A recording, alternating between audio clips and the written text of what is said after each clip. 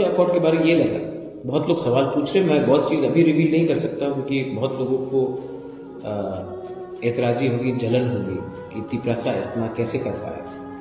बहुत लोगों ने हम लोगों को उग्रपंथी बोला था, लेकिन ये पहला मूवमेंट है जिसमें ना एक व्यक्ति का जान गया है, ना एक गोली चला है, और तभी भी हमने शांति से ये अकॉर्ड को साइन किया।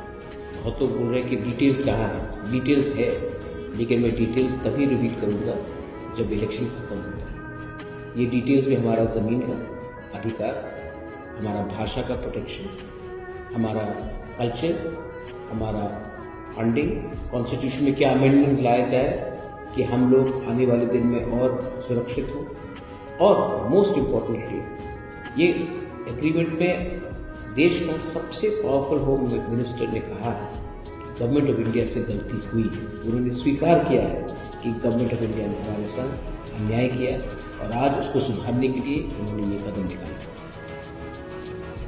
अब किसी के ऊपर विश्वास करना है या ना करना है, जब गवर्नमेंट ऑफ इंडिया का होम मिनिस्टर ये टीवी के सामने बोलता है तो हमें अज्यूम करना पड़ेगा कि वो सच बोलता है। ये एग्रीमेंट ऐतिहासिक है, लेकिन ये एग्रीमेंट साइन होने के बाद भी हमें आसानी से, आराम से बैठना नहीं है। We have to fight, my friends, we have to fight.